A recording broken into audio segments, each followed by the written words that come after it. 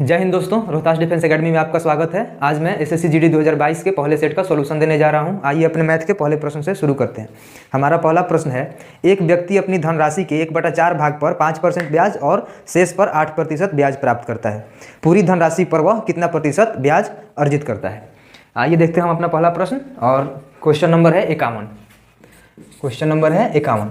दिया हुआ है कि 1/4 धन पर 5% ब्याज प्राप्त करता है और शेष पर 8% ब्याज प्राप्त करता है। तो 1/4 और जो बच गया वो हुआ 3/4। इस पर वो 8% ब्याज प्राप्त करता है।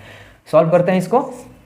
5/4% प्लस में 6%, ये हो जाएगा आपका 1.25% और प्लस में 6%, यानी 7.25% आपका आंसर हो गया। आइए अगला क्वेश्चन देखते हैं हम लोग। हमारा अगला क्वेश्चन है 2a = 3b = 7c = 42, और हमें वैल्यू निकालनी है a × b / c क्या होगा। ठीक, पहले हम a, b और c की वैल्यू निकाल लेते हैं। तो यहाँ जब 2 से भाग देंगे तो यहाँ आएगा हमारा 21, और 3 से भाग देंगे तो b की वैल्यू आएगी 14, और 7 से भाग देंगे तो c की वैल्यू आएगी 6। अभी वैल्यू को यहाँ रख लेते हैं, जैसे 21 × 14/6। ठीक, इसे सॉल्व करते हैं। कितना हो जाएगा हमारा 7 × 7 = 49। ये हुआ आपका आंसर, और ये क्वेश्चन नंबर था 52। ठीक है, नेक्स्ट देखते हैं अपना क्वेश्चन नंबर 53 है कि 2 पानी भरने वाले नल एक टंकी को क्रमशः 6 और 7 घंटे में भर सकते हैं, और एक निकास नल प्रति घंटे 30 गैलन पानी निकाल सकता है। तीनों नल एक साथ काम करते हुए खाली टंकी को 7 घंटे में भर सकते हैं। टंकी की क्षमता बतानी है। चलिए देखते हैं। मान लीजिए कि एक नल ए है जो 6 घंटे में भर सकता है, और दूसरा नल बी है जो 7 घंटे में भर सकता है, और दिया हुआ है कि ए, बी और एक निकालने वाला नल सी तीनों मिलकर 7 घंटे में भर रहे हैं। हमें ये बताना है कि टंकी की क्षमता कितनी है। तो पहले ये 6, 7, 7 का एलसीएम ले लेंगे। कितना होगा 42। ठीक, 6 से भाग देंगे तो कितना आएगा 7, और 7 से देंगे इसमें तो 6, फिर 7 से देंगे तो 6। हमारे पास ए और बी की वैल्यू मिल गई 7 और 6, और पूरे की वैल्यू मिल गई 6। यहाँ इसका वैल्यू पुट करते हैं, 7 + 6 - c = 6। यहाँ से हमारे c की वैल्यू निकलेगी c = 7। ठीक, इसका मतलब कि जो c है 1 घंटे में 7 गैलन खाली करता है। तो इतना गैलन खाली करने में उसे कितना टाइम लगेगा, देखिए। तो कितना टाइम लगेगा इसको, c द्वारा लिया गया टाइम कितना होगा खाली करने में, 42/7, यानी कि 6 घंटा। और हमारे प्रश्न में दिया हुआ है कि जो c है वो 1 घंटे में 30 गैलन खाली करता है, यानी 6 घंटे में कितना खाली करेगा, 6 × 30 = 180 गैलन। ये रहा आपका आंसर। क्वेश्चन नंबर था ये 53। हाँ ठीक है, चलिए अगला क्वेश्चन देख लेते हैं हम। 54 देखते हैं। 54 है, ए और बी के बीच की दूरी 1200 किलोमीटर है। यदि वो एक ही समय में एक दूसरे की ओर चलना शुरू करते हैं तो वे 24 घंटे में मिलेंगे। यदि ए बी के 10 घंटे बाद चलना शुरू करता है तो वे 20 घंटे में मिलेंगे। तो उनकी सापेक्ष गति क्या होगी, यानी ए और बी की हमें गति बतानी है। ठीक, देख लीजिए, ये ए है, ये उनके बीच की दूरी है 1200 किलोमीटर, और यहाँ पे है बी। अगर ये एक दूसरे की ओर चलना शुरू करते हैं सेम टाइम पर, तो हमारा टाइम 1 कितना दिया हुआ है, 24 घंटा उसको लगता है। अगर बी 10 घंटे चल चुका है उसके बाद ए चलना शुरू करता है, तो हमारा T2 दिया हुआ है, टाइम दूसरा 20 घंटा दिया हुआ है। ठीक, और कुछ है नहीं। ये हमें पता होना चाहिए कि बी 10 घंटा चल चुका है इस केस में। चलिए देखते हैं, स्पीड ऑफ ए और स्पीड ऑफ बी हमारा कितना होगा। दोनों की वैल्यू निकालनी है, इसकी और इसकी। तो ये पूरा टाइम है और ये पूरी दूरी है। तो SA + SB, यानी कि दोनों की अगर सम्मिलित गति निकालनी हो तो कुल समय से कुल दूरी में भाग दे लेंगे, यानी 1200/24 मतलब 50 किलोमीटर प्रति घंटा। ये SA और प्लस SB है। ठीक, अब 10 घंटे बाद जब ये B चल चुका है तो A चल रहा होगा, और दोनों कितनी देर तक चले हैं, 20 घंटे तक। तो 20 घंटे में देख लेते हैं उसने कितनी दूरी तय की होगी दोनों ने, यानी 50 × 20 = 1000 किलोमीटर।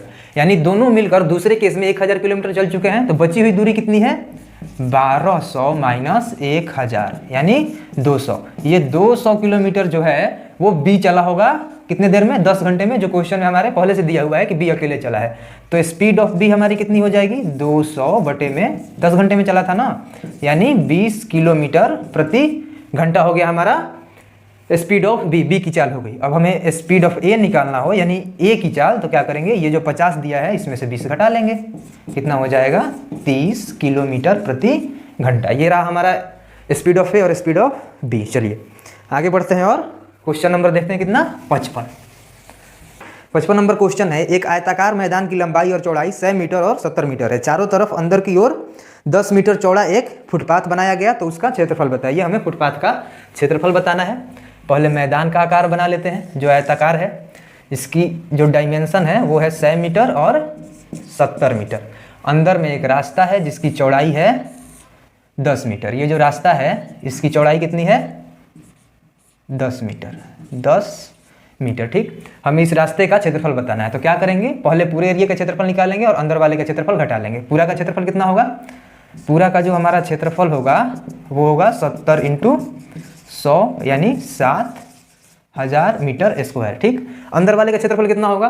तो ये जो 10 है वो यहाँ भी कम होगा और यहाँ भी कम होगा, यानी 20 घटेगा लंबाई में से और 20 चौड़ाई में से भी घटेगा। आइए देखते हैं कितना होगा अंदर वाले का क्षेत्रफल। दूसरा क्षेत्रफल 1 ये है, क्षेत्रफल 2 ये है, देख लेते हैं। 70 माइनस 20 और 100 माइनस 20 कितना हो जाएगा? 50 गुने 80 बराबर 4000 मीटर स्क्वायर। अब रास्ते का क्षेत्रफल क्या होगा? रास्ता का हमारा क्षेत्रफल होगा अब कितना?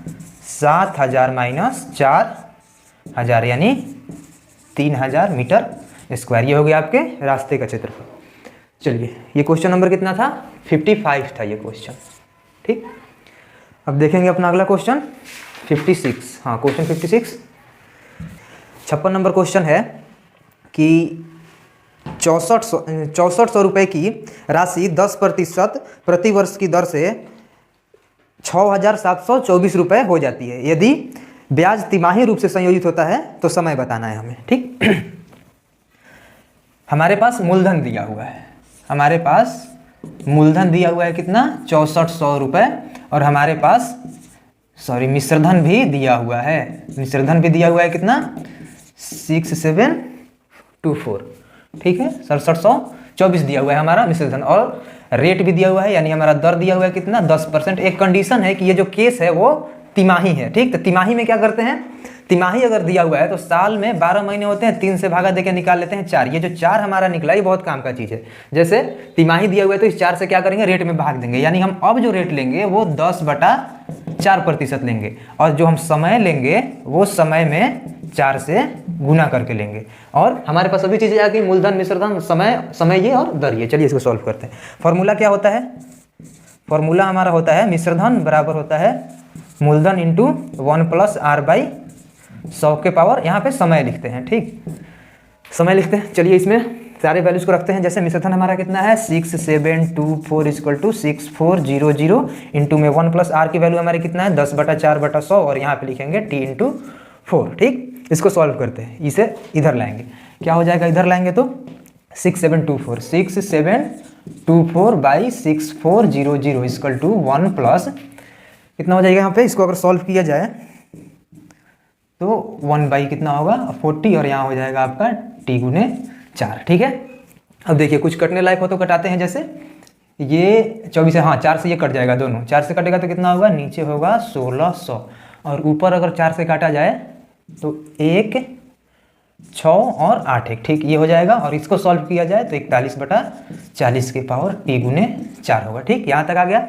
अब ये देखते हैं, आपको दिख जाना चाहिए कि ये जो 1681 है ये 41 का स्क्वायर होता है और ये 1600 है जो 40 का स्क्वायर है। तो क्या करेंगे? इसे 41/40 का स्क्वायर और यहाँ पे हो जाएगा आपका 41/40 का पावर 4t, इसको लिख सकते हैं, ठीक। जब ये दोनों कोष्ठ के अंदर की चीज़ें बराबर है तो क्या करेंगे? हम इसको भी बराबर कर लेंगे, यानी 2 = 4t। अब यहाँ हम t की वैल्यू निकालेंगे, कितना आएगा? 2/4 आएगा, यानी 1/2 वर्ष आएगा, ठीक है।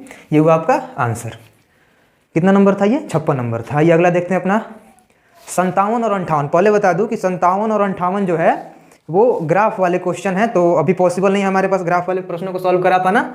तो मैं आपको इसका आंसर बता देता हूँ और जितनी जल्दी पॉसिबल होगा हम ग्राफ वाले क्वेश्चन भी सॉल्व कराने की कोशिश करेंगे।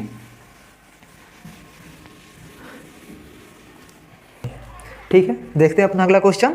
57 58 छोड़ते हैं, 57 का सी होगा, लिख देता हूँ मैं यहाँ पे। चलिए नीचे लिख देता हूँ, 57 का आपका होगा सी और 58 का होगा, इसका भी सी होगा। चलिए 59 देखते हैं अपना। हाँ 59 देखते हैं, सॉल्व करना है। क्या लिखा हुआ है, सॉरी, यहाँ है 9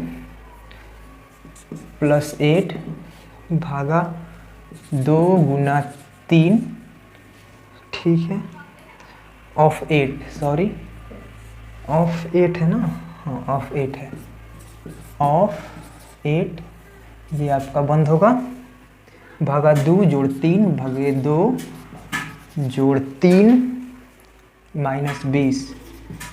-20 का स्क्वायर दिया हुआ है, और माइनस में कितना, भागा में है 67, भागे में आपका 67। आइए इसको सॉल्व करते हैं। यहाँ से चालू करेंगे हम लोग, तो क्या होगा, 8 में 2 से भागा देंगे 4 और 3 से गुना करेंगे तो 12, और 12 9 कितना होगा आपका 21। सीधे लिख लेते हैं यहाँ पे 21 ऑफ 8, ठीक है, भागा 2 + 3 -20 का स्क्वायर भागे 67। आइए देखते हैं अब क्या करेंगे, हम इस कोष्ट को हटा लेंगे। क्यों हटा लेंगे, कोई जरूरत नहीं है। अगर यहाँ भी गुना का चिन्ह है और भागा का कंटिन्यू में अगर चल रहा है तो कोई जरूरत नहीं है, आप इसको हटा भी सकते हैं। यानी इसको कैसे लिख सकते हैं, 21 ऑफ का मतलब गुना और 8 में 2 से भागा दे लेंगे, यानी 21 × 4 + 3 और -20 का स्क्वायर कर लेते हैं और भागा में 67 लिख लेंगे। ठीक, यहाँ कितना हो जाएगा हमारा 84 और +3 -20 का स्क्वायर कर लेते हैं। ठीक है, ये हो गया हमारा। अब इसको सॉल्व करेंगे तो हमारा कितना आएगा, ये 7 यानी 67 का स्क्वायर डिवाइडेड बाई 67, यानी 67 ही आपका आंसर हो जाएगा। चलिए इसका आंसर हुआ 67। ठीक है, आगे देखते हैं। चलिए 60 नंबर प्रश्न सॉल्व करते हैं। क्वेश्चन नंबर 60, ना ये देखते हैं 60 नंबर क्वेश्चन हमारा क्या है। 60 नंबर क्वेश्चन है x रेशियो y = 4:3 दिया हुआ है। ठीक, x रेशियो y में कितना दिया हुआ है 4:3 है, और y रेशियो z है 5:3, और y रेशियो z है 5:3। और क्या है, तो हमें बताना है कि x + y + z x + y + z और दिया हुआ है हमारा 1584, और बताना क्या है इसमें कि x की वैल्यू क्या होगी। हमें निकालना है कि x की वैल्यू क्या होगी। आइए देख लेते हैं। पहले क्या करेंगे, x रेशियो y रेशियो और z रेशियो का वैल्यू निकालेंगे, यानी x ratio y ratio z की वैल्यू निकालेंगे। कैसे निकलेगा, जैसा है वैसे ही लिख लेते हैं। x रेशियो y है 3 और y रेशियो z है 5:3, 5:3। ठीक, ये कितना हो जाएगा, पहले इसमें गुना करेंगे, 5 चौका 20, ठीक, फिर 5 × 3 15 और लास्ट वाले का गुना 3 × 3 9। ठीक, ये रही हमारी x की वैल्यू, y की वैल्यू और z की वैल्यू। ठीक है, इसको इसमें रखते हैं, क्या मिलेगा, देखिए x कितना है रेशियो 20, प्लस में y कितना है रेशियो 15 और प्लस में z कितना है रेशियो 9 बराबर हमारा कितना है 1584। ठीक, कितना हो जाएगा, ये 24 और 20 कितना हो जाएगा, रेशियो में आपका हो जाएगा 44 बराबर 1584। ठीक है 158, हाँ ठीक है। चलिए इसमें डिवाइड करते हैं, कितना हो जाएगा, 1 की वैल्यू हमें पहले निकालनी होगी, 44 से भाग देते हैं इसमें 36, हाँ 36 आना चाहिए।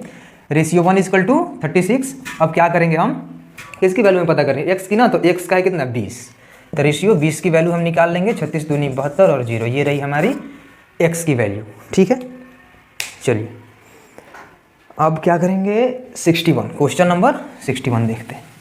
61 हमारा क्वेश्चन है, क्या कह रहा है, 1 मिनट, 325235 325235 325235 665352 665352 है, 5 to 5 है। ठीक, और दिया हुआ है कि माध्यिका और बहुलक का अंतर बताना है। ठीक, कह रहा है कि माध्यिका माइनस बहुलक बताना है हमें, क्या होगा। ठीक, कैसे निकालेंगे माध्यिका और बहुलक, पहले इसे बढ़ते क्रम में लिख लेते हैं। देखिए 2 कितना है, 1 2 और 3, ठीक है, यानी कि 2 2 और 2, ठीक है। 3 देखते हैं कितने बार आया है, 1 2 3, 1 2 3, ठीक है, 1 2 और 3, ठीक है। 5 कितने बार है, 1 2 3 4 5 बार है, 1 2 3 4 और 5 बार है, ठीक। 6 कितने बार है, 6 है आपका 2 बार, कुल कितना है 3 3 6, 6 5 11 और 2 13, ठीक है। तो कि कौन सा होगा इसमें देख लेते हैं। इधर से एक 6 निकाल, 1 2 3 4 5 6, इसको निकाल दीजिए इधर वाले को, इससे मतलब नहीं है, और इधर 6 होगा, इसको भी निकाल दीजिए, 2 4 2 6, ठीक। हमारा जो माध्यिका होगा ये कितना हो गया, 5, ठीक। बहुलक क्या होगा, तो आपको दिख रहा होगा कि 5 सबसे ज़्यादा बड़ा है, तो बहुलक भी होगा आपका 5, यानी आपका आंसर होगा 0। चलिए 61 नंबर था ये, अब 62 देखते हैं। 62 देख लेते हैं क्या होगा। 62 है, दो संख्या तीसरी संख्या से क्रमशः 10% और 25% अधिक है, सॉरी हाँ 25% अधिक है, पहली संख्या दूसरी संख्या का कितना प्रतिशत है, ठीक। कह रहा है कि दो संख्या है, एक तीसरी संख्या से 10% अधिक है और दूसरा तीसरी संख्या से 25% अधिक है, ठीक। यानी संख्याएं कितनी हो जाएंगी, ये 10% अधिक है मतलब 110, और ये 25% अधिक है मतलब 125। पूछ रहा है कि 110 125 से कितना प्रतिशत है, तो निकाल लेंगे 110 बटे 125 इंटू 100, ठीक। इसको कटाना होगा तो ऐसे कटा दीजिए, यहाँ हो जाएगा 5, 20 25 100, या फिर ऐसे भी कर सकते हैं, आपको दिख रहा होगा 4 से 25 बार में और 5 से 25 बार में, 5 से करेंगे तो यहाँ 22 होगा, यानी कि 88%, ठीक। ये जो है इसका 88% है। चलिए 62 बन गया। 63 देखते हैं। क्वेश्चन नंबर 63 क्या कह रहा है, देखिए कह रहा है कि 45 किलोमीटर प्रति घंटा की औसत गति से चलते हुए एक कार अपने गंतव्य स्थान पर पहुंचती है, लेकिन जब वह 30 किलोमीटर प्रति घंटा की गति से चलती है तो 10 मिनट की देरी से पहुंचती है, तो यात्रा की कुल दूरी बतानी है, क्या होगा, ठीक। 45 से 30 हो जा रहा है, ठीक। पहले उसकी स्पीड कितनी थी, स्पीड 1 था उसका 45, ठीक, और फिर स्पीड उसका घट के कितना हो गया, स्पीड 2 30, ठीक। देख लीजिए इसका रेशियो क्या होगा, 3:2 आएगा कट, ठीक। ये स्पीड का रेशियो है, तो जो समय का रेशियो होता है इसका उल्टा होता है, यानी कि T1:T2 जब आप निकालेंगे तो ये हो जाएगा 2:3, ठीक। प्रश्न में दिया हुआ है कि दोनों समय में 10 मिनट का अंतर है, यानी इसका अंतर कितना होगा, इसको अगर हम घटाएं तो हमारा निकलेगा रेशियो 1, और दिया हुआ है कि कितना का अंतर है, 10 मिनट का, ठीक। यानी कि T1 के लिए समय कितना हो जाएगा, ये हो जाएगा अनुपात 1 = 10, तो अनुपात 2 = 20 और अनुपात 3 = 30, ठीक। आप इसमें से किसी भी समय को लेकर आंसर निकाल सकते हैं। जैसे इसको लेना आसान होगा क्योंकि 30 है ना, इसका मतलब होता है आधा घंटा, ठीक। कौन सा, T2 यानी कि S2। 30 दिया हुआ है, 1 घंटे में 30 किलोमीटर ये चल रहा था, स्पीड था उसका, और ये आधा घंटा दिया है, ठीक। तो आपका दूरी क्या हो जाएगा, दूरी 1 घंटा में 30 किलोमीटर मतलब आधा घंटा में कितना होगा, 15 किलोमीटर। 15 किलोमीटर आपका आंसर हो गया, ये हो गई आपकी दूरी। 63 हो गया ना। आइए अब देखते हैं अपना 64 नंबर क्वेश्चन। क्वेश्चन नंबर 64 देख लेते हैं। 64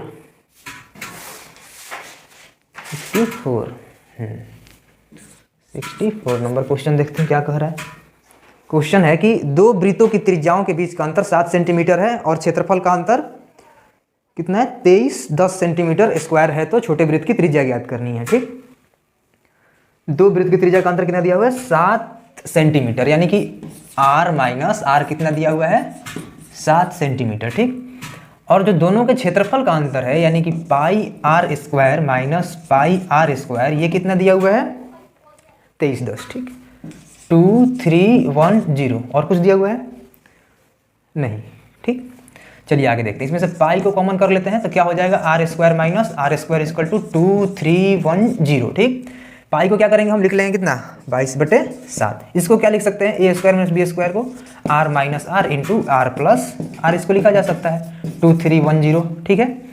r - r का वैल्यू कितना दिया हुआ है, 7 दिया हुआ है, यानी 22/7। 1 मिनट इसको मिटा लेते हैं, ठीक। 22/7 × 7, और इसकी वैल्यू हमें पता नहीं है, r प्लस r की वैल्यू हमें पता नहीं है, 2 3 1 0, ठीक। अभी क्या करेंगे हम, ये तो कैंसिल आउट हो जाएगा, और r प्लस r बराबर हमारा कितना हो जाएगा 2 3 1 0/7, 22। ठीक, इसे कितना करेंगे, सॉल्व करेंगे तो 2 से ये 5 हो जाएगा और ये होगा आपका कितना, 11 से इसमें भाग देंगे तो 21 हो जाएगा और 21 गुने 5 कितना होगा, 105 होगा। ठीक, यानी आपके r प्लस आर की वैल्यू कितनी हो गई, 105 हो गई। ठीक है, और r माइनस आर की वैल्यू कितना थी, 7 थी। हमें छोटे वाले रेडियस का पता करना है कितना होगा। ठीक, तो क्या करेंगे, इस दोनों को जोड़ के घटा के 2 से भाग दे लेंगे, यानी 105 माइनस में कितना होगा, 7, कितना हो जाएगा यहाँ पे 98 हो जाएगा और 98 का हम आधा निकाल लेंगे, कितना हो जाएगा 49, यानी 49 जो हुआ आपका सेंटीमीटर में, वो छोटे वृत्त की त्रिज्या हो गई। ठीक है, बड़े वृत्त की त्रिज्या का पता करना है तो आप क्या कीजिएगा कि इस दोनों को जोड़कर 2 से भाग दे दीजिएगा, बड़े वृत्त की त्रिज्या आ जाएगी। ठीक है, चलिए अगला क्वेश्चन देखते हैं। ठीक है, 65 नंबर क्वेश्चन देख लेते हैं। क्या कह रहा है कि ए और बी द्वारा प्राप्त अंक 5:4 हैं। यदि इनका संयुक्त औसत उनके कुल अंकों का 22.5% है और उनके अंकों का योग 225 है, तो कुल अंक बताइए कितना होगा। ठीक, पहले ही इसने दे दिया है कि कुल अंक दोनों के ए और बी के अंकों का योग कितना है, दिया हुआ है आपको 225। तो इनका औसत क्या होगा, इसमें 2 से भाग दे लेते हैं, यानी औसत हमारा होगा 225 भागे 2, ये हुआ हमारा औसत। ठीक, अभी क्या बोल रहा है कि उनके कुल अंकों का 22.5%, जो औसत निकला है ये कुल अंक का 22.5% है, यानी जो हमारे पास कुल अंक है उसका 22.5% जो है ये औसत है, यानी 225/2 है। ठीक, ये दिया हुआ है। तो हमारा कुल अंक कितना होगा, 100% हो जाएगा। 100 की वैल्यू निकाल लेते हैं, कुल अंक कितना होगा आपका, देख लेते हैं। इतना परसेंट बराबर कितना है, इतना है, तो 100% की वैल्यू निकाल लेंगे। 100% बराबर हमारा कितना हो जाएगा, ये हुआ 225 गुने 100 बटा में 2.5 गुने 2। ठीक, ये तो दिख रहा है, ये कट जाएगा पूरा, ऊपर 1000 हो जाएगा और 1000/2 होगा तो कितना, 500। ये रहा आपका टोटल अंक। ठीक, इसमें जो प्रश्न में दिया हुआ है कि ए और बी द्वारा प्राप्त अंक 5:4 के अनुपात में है, तो इस डाटा की कोई ज़रूरत नहीं है, ये वैसे ही बन जाएगा। ठीक, 66 देख लेते हैं। 66 है कि 3 संख्याओं में से दूसरी संख्या पहली संख्या की 3 गुना और तीसरी संख्या की 6 गुना है। यदि तीनों संख्याओं का औसत 63 है तो सबसे बड़ी संख्या क्या होगी। तो देखते हैं, ये है पहली संख्या मान लीजिए, ये है दूसरी संख्या और ये है तीसरी संख्या, सॉरी ये हो गई आपकी सी हो गई तीसरी संख्या। कह रहा है कि दूसरी संख्या पहली संख्या का 6 गुना है, तो ये 1 और ये 6 गुना हो गया। ठीक, और क्या कह रहा है कि पहली संख्या का 3 गुना है, तो मैं यहाँ 2 ले लेता हूँ, 2 3 6, 3 गुना भी हो गया। ठीक, आगे क्या कह रहा है कि इसका औसत 63 है, यानी इनका औसत कितना है, 63 है। तो निकाल लेते हैं, अनुपात 2 जोड़ अनुपात 6 जोड़ अनुपात 1, 3 से भागा देंगे, औसत निकल जाएगा, कितना हो जाएगा 2 1 3 6 9/3, यानी रेशियो 3 आ जाएगा। ये रहा हमारा औसत, रेशियो 3। और क्वेश्चन में क्या दिया हुआ है, औसत 63 दिया हुआ है। ठीक, तो 1 की वैल्यू हमारी क्या हो जाएगी, 21। और आगे क्या पूछा है हमसे कि बी की वैल्यू निकालनी है, ये सबसे बड़े वाले की वैल्यू निकालनी है। ठीक, कितना है, सबसे बड़ा वाला 6 है, तो 6 बराबर कितना हो जाएगा, 6 और 186 हो जाएगा आपका, हो गया आंसर। 6 से गुना करना है ना, तो यहाँ 12 होगा। हाँ, 6 और 6 दूनी 12, 126 आपका आंसर होगा। ठीक, अगला क्वेश्चन देखते हैं, 67 नंबर। 67 देखते हैं, ये क्या है 67।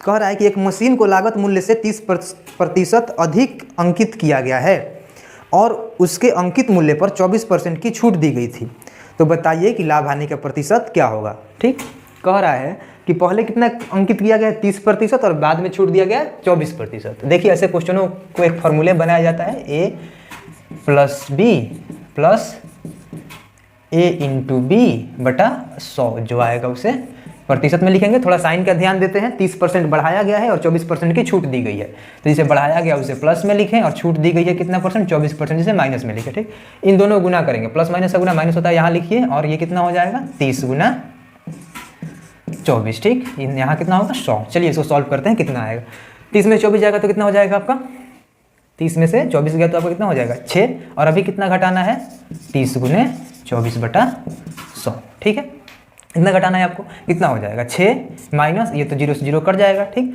10 से ही भाग देना है ना, तो 24 × 72 और ये यहाँ पे हो जाएगा आपका 0.10 के लिए। ठीक, इसको घटाते हैं तो कितना आएगा आपका -1.2% आएगा। माइनस बताता है क्या हुआ है, ये है आपका हानि का कितना है 1.2%। चलिए ये रहा आपका आंसर।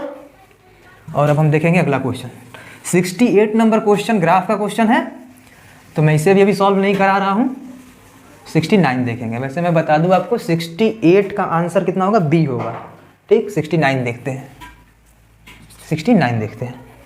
69 है कि ए किसी कार्य को 6 दिनों में पूरा कर सकता है और बी इसी कार्य को 12 दिनों में कर सकता है। यदि ए, बी और सी एक साथ 4 दिनों में इसी कार्य को कर सकते हैं तो सी अकेला इस कार्य को कितने दिनों में करेगा। ठीक, कह रहा है कि ए 6 दिनों में कर सकता है और बी 12 दिनों में कर सकता है। ठीक, और ए, बी तथा सी तीनों मिलकर इस कार्य को 4 दिन में खत्म करते हैं। तो पूछ रहा है कि केवल अकेले सी कार्य को कितने दिनों में खत्म कर सकता था। ठीक, या फिर ये बताइए कि सी ने कितने दिन काम किए। ठीक, ये भी बता सकते हैं आप। चलिए देखते हैं। पहले एक चीज़ देख लेते हैं कि ये दोनों काम करें तो कितने दिनों में काम खत्म करेंगे। ठीक, ए और बी अगर काम खत्म करते हैं तो कितने दिनों में काम खत्म करेंगे। 6 गुने 12 बटा 18 हो जाएगा नीचे। ठीक, 6 18 यानी यहाँ आएगा 4, यानी कि ए और बी साथ काम करें तो 4 दिन में काम खत्म कर सकते हैं। तो ये बताइए फिर सी की ज़रूरत क्या है। ये तो दोनों ही मिलकर 4 दिनों में खत्म कर ले रहे हैं, तो इसमें सी का आपको कुछ पता नहीं चल पाएगा कितने दिन काम किया या क्या किया, तो ये क्वेश्चन बनाने लायक नहीं है। इसका आंसर शायद ऑप्शन नंबर डी में कुछ दिया हुआ था, मुझे अच्छे से ख्याल नहीं है। इसका आंसर आप नहीं निकाल पाएंगे, बस इतना जानिए।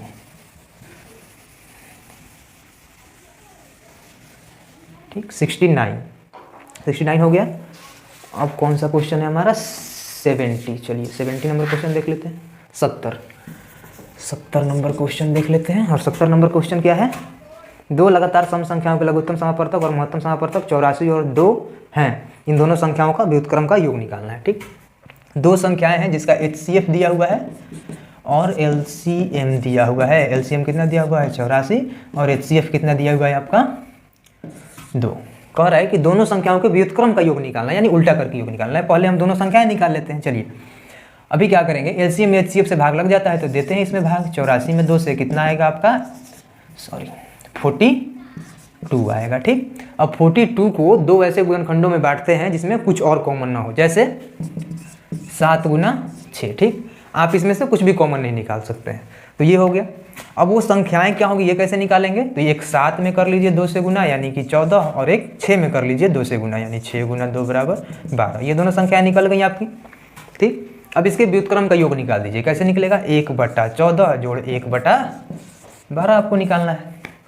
ठीक, अब क्या होगा यहाँ पे देखिए, ये 14 और 12 का LCM निकालेंगे या फिर डायरेक्ट आप गुना भी कर सकते हैं। तो गुना करेंगे तो कितना आएगा 84 गुने 2, क्योंकि LCM और HCF का गुना ही संख्याओं का गुना होता है। तो कितना हो जाएगा 84 गुना 2। ठीक, ऊपर में क्या आएगा, ठीक ये पूरा गुना ही लिखे हैं तो ऊपर में हो जाएगा 14 जोड़ 12 यानी कि ऊपर हो गया आपका 26 और नीचे हो गया 84 गुना 2। जब 2 इसको कटाएंगे तो कितना हो जाएगा 13 दूनी 26 और 84, ये आपका आंसर होगा। चलिए आगे देखते हैं। 71 नंबर क्वेश्चन देख लेते हैं।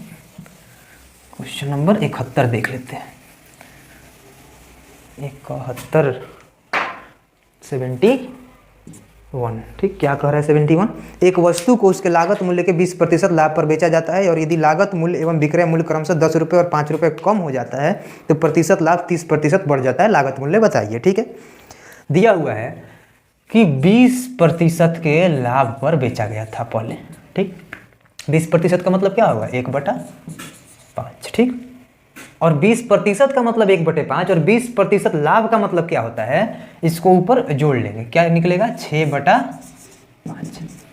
20% का मतलब 1/5 हुआ, लेकिन अगर लाभ है तो उसे हम इस फॉर्म में लिखते हैं 6/5। कहीं कहीं इसको होल वैल्यू भी लोग लिखते हैं, पर आप जानिए होता क्या है। ठीक, 6/5 लिख लिए। इसमें जो नीचे वाला होता है ये होता है आपका कॉस्ट प्राइस और ये होता है आपका सेलिंग प्राइस, क्रय मूल्य और विक्रय मूल्य। ठीक, तो क्रय मूल्य और विक्रय मूल्य का हमारे पास अनुपात मिल गया, कितना है 5:6 के अनुपात में। ठीक, अभी दिया हुआ है प्रश्न में कि लागत मूल्य एवं विक्रय मूल्य में से 10 रुपये और 5 रुपये कम होता है। ये लागत मूल्य है, इसमें से 10 रुपये कम होगा, अनुपात 5 - 10।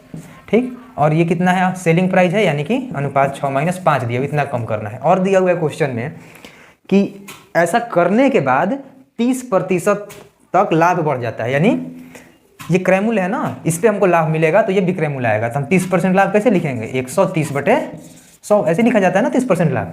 एक और तरीका से लिख सकते हैं आप 30/100 करके इसको कटाइए 3/10 यानी 13/10, 13/10 आएगा वैसे भी, और यहाँ भी आपका 13/10 ही आ रहा है। ठीक, इसको सॉल्व करते हैं, कितना होगा हमारा अनुपात में आ जाएगा 13/2 माइनस में 13 और बराबर यहाँ हो जाएगा आपका अनुपात में रेशियो में क्या होगा 6 और माइनस में 5। इसको इधर घटाते हैं उसको उधर ले जाते हैं, तो ये कितना होगा 8 और इसको इधर घटाएंगे तो कितना आएगा अनुपात में 1/2। ठीक, हमसे पूछा है कि लागत मूल्य क्या होगा, तो लागत मूल्य की वैल्यू कितना है, अनुपात 5। ठीक, तो इधर 10 से गुना कर देंगे, इधर 10 से, तो अनुपात 5 की वैल्यू निकल जाएगी, यानी कि अनुपात 5 बराबर 80। लागत मूल्य आपका कितना होगा, 80 रुपये होगा। चलिए ये समझ गए, आगे बढ़ते हैं। कितना, अब 72 नंबर है हमारा, क्वेश्चन नंबर है 72। 72 क्या कह रहा है, 34 गुने 84 गुने 543, 34 गुने 84 गुने 543, और क्या है, कहाँ दिया हुआ है, और भागे 7 और भागा 9। ठीक है, भागा 7 और भागा 9। चलिए इसको सॉल्व करने की कोशिश करते हैं हम लोग, क्या होगा इसका आंसर हमें बताना है। ठीक, आंसर बताना है। एक चीज़ देखिए, एक चीज़ तो दिख रही है कि 84 में 7 से डायरेक्ट भाग लग जाएगा, तो कितना हो जाएगा हमारा, 12 सतह 84, यानी 34 गुने 12 गुने 5 4 3 और भागे 9। 9 से भागा देना है ना। आप ध्यान दीजिएगा, तो इसमें से कोई भी अंक 9 से नहीं कट रहा है, तो आप क्या कीजिए, 9 को तोड़ लीजिए। कैसे, 34 गुना 12 बटा में 3 और गुना 543 बटा में 3। अब तो कट जाएगा, कितना हो जाएगा, 34 गुना 4 और गुना यहाँ कितना हो जाएगा हमारा, देखिए तो 1 हो जाएगा, 8 हो जाएगा और 1 हो जाएगा। ठीक है, हाँ सही है। चलिए इसको गुना करते हैं। हमारा गुना करने के बाद इसे देखते हैं कितना आएगा। ठीक, इसे गुना करेंगे कितना आएगा, इसका गुना करके बताना कितना आएगा। इसका गुना आएगा आपको, जस्ट अ मिनट, 24 6 1 6, 24 6 1 6, इतना आ रहा है, ये होगा आपका आंसर। ठीक, आप गुना करके देख लीजिएगा, मैं कंफर्म नहीं हूँ। ठीक, 73 नंबर देखते हैं क्वेश्चन, 73 देख लेते हैं। आइए, 73 कह रहा है कि ए और बी की वर्तमान आयु का अनुपात 3:2 है और उनकी आयु का अंतर 24 वर्ष है। 3 साल बाद इनकी 3 साल बाद ए की आयु बताइए क्या होगी। ठीक, 3:2 है और आयु का अंतर 24 है। ठीक, ए और बी की आयु का अनुपात कितना है, 3:2 है। ठीक, और कह रहा है कि ए और बी का जो अंतर है वो 24 दिया हुआ है, 24 वर्ष। तो इसका भी अंतर निकाल लेंगे, कितना हो जाएगा, अनुपात 1, दोनों को बराबर कर लेंगे, अनुपात 1 बराबर 24। ठीक है, ए का कितना है, अनुपात 3, तो अनुपात 3 बराबर 72। कह रहा है कि 3 साल बाद आयु क्या होगी, तो इसमें 3 जोड़ लेंगे, 72 3 75 वर्ष होगा। ये हो गया आपका आंसर। चलिए आगे देखते हैं, क्वेश्चन नंबर 74 क्या कह रहा है। 74 नंबर क्वेश्चन क्या है कि एक घड़ी 20% की छूट पर बेची जाती है और इसके नगद भुगतान पर 15% की अतिरिक्त छूट दी जाती है। यदि इसे 2380 के नगद भुगतान से खरीदा गया तो अंकित मूल्य बताइए क्या होगा। मैंने ऐसा क्वेश्चन आपको अभी तुरंत बताया है। ठीक है, 20% और 15% की छूट है नगद भुगतान पे, तो इसे वैसे ही बनाएंगे, ए प्लस बी प्लस में ए बी बाई 100 वाले फॉर्मूले से ये बन सकता है। ठीक, 20% और 15% की छूट है, यानी -20 -15 और प्लस में, इसको प्लस भी लिख सकते हैं, कोई दिक्कत नहीं है, -20 गुने -15, बस आपको ऐसे लिखना होगा। ठीक, बटा में 100 हो गया। ठीक, ये कितना हो जाएगा आपका, ये हो जाएगा आपका 35 माइनस में। ठीक, और ये प्लस हो जाएगा पूरा, कितना हो जाएगा 20 पैसा, यानी कि मैं लिख ही लेता हूँ 20 गुने 15 बटा 100, 20 5 100 और 5 3 15। ठीक, ये 3 घटेगा इधर आके, -35 और +3, तो ये कितना आ गया आपका, माइनस में 32। इसका मतलब ये है कि 32% की टोटल छूट दी गई है। तो देखते हैं इसका मतलब इसे बेचा कितने में गया होगा, तो 100 - 32 और 100 - 32 कितना होगा, 68, यानी कि 100 - 32 बराबर कितना हो जाएगा, 68%। और पैसा कितना दिया हुआ है, कितने में इसने खरीदा था, 2380 में, = 2380। ठीक, हो गया हमारा। अब क्या करेंगे, इसको सॉल्व करने की कोशिश करेंगे। यहाँ लिख लेता हूँ मैं। चलिए 100% की वैल्यू निकालने की कोशिश करते हैं। ठीक, पहले क्या करेंगे, मैं कहीं और लिखता हूँ, 68% बराबर 2380। ठीक, इसे कटाना है, भाग देना है। चलिए दूसरे तरीके से देते हैं, जैसे ये 10 है ना, तो इसका 5 लिख लेते हैं। ठीक, इसे क्या करेंगे हम, 34 लिख लेंगे। ठीक, अब इसको देखिए कि ये 34 से ये कितने बार में जाएगा, देख सकते हैं आप लोग, 7 चौक 28, यानी 7 बार में कट रहा है, तो ये कट गया आपको 7 बार में, यानी 7 5 35। ठीक, ये हुआ 1% की वैल्यू आई है हमारी 35, 1% की वैल्यू है 35, तो 100% की वैल्यू कितनी होगी, 3500 होगी। हो गया आपका आंसर, इतने रुपए, 3500 रुपये होगा। जो इसका अंकित मूल्य था वो 3500 रुपया होगा। 100% आपके अंकित मूल्य को दिखा रहा है। क्वेश्चन नंबर 75 कह रहा है कि जब वृत्त बनाने के लिए एक तार को मोड़ा जाता है तो उसकी त्रिज्या 84 सेंटीमीटर होगी। यदि तार को एक वर्ग बनाने के लिए मोड़ा जाए तो वर्ग की एक भुजा बताइए क्या होगा। ठीक, यानी कि 2 पाई आर बराबर हमें दिया हुआ है कितना, 84। ठीक है, हाँ 84 दिया हुआ है। ठीक, ये हो गई उसकी क्या, परिधि, एक पूरा वृत्त की परिधि हमने निकाल ली। ठीक, अब इसे ही क्या करना है, एक वर्ग बना देना है और एक भुजा के बारे में आपको पूछ रहा है। ठीक, परिधि निकाल लेते हैं, चलिए ठीक है, आइए अपना क्वेश्चन देख लेते हैं हम। चलिए ठीक है, ये अभी हम क्या करेंगे, चलिए ये हो गया 2 गुने 22/7 गुना परिधि दिया हुआ है। ठीक है, और सॉरी एक मिनट, ये कितना हो गया हमारा, इसका रेडियस निकालेंगे, 22/7 रेडियस देख लेते हैं, यहाँ पे क्या है 84 है। ठीक, ये हो गया, सॉरी गलती है एक चीज़, यहाँ पे इसका रेडियस 84 दिया होगा, मैंने गलत लिखा है, माफ़ कीजिएगा। 2 पाई आर और रेडियस 84 है, 2 पाई आर दिया हुआ है, यानी 2 गुने 22/7 गुने 84। ठीक है, ये क्या हुआ कि इसकी पूरी परिधि निकल गई। ठीक, अब जो इसकी परिधि होगी वही वर्ग का परिमाप होगा। ठीक, तो एक भुजा के लिए क्या करेंगे, इसमें हम 4 से भाग दे देंगे। ठीक, तो क्या हो जाएगा हमारा 22/7 गुने 84, और ये 2 से अगर कट जाता है तो नीचे आपका 2 हो जाएगा। ठीक, तो 12 7 84, और ये कितना, सॉरी 12 7 84 और 2 से 11, तो 12 गुने 11 क्या होगा हमारा, 2 2 1 3 और 1 132 जो होगा, इसकी एक भुजा हो जानी चाहिए मेरे ख्याल से। हाँ 132 सेंटीमीटर सही है। ठीक, तो ये रहा आपके पूरे मैथ का सॉल्यूशन। अब हम रीजनिंग देखते हैं।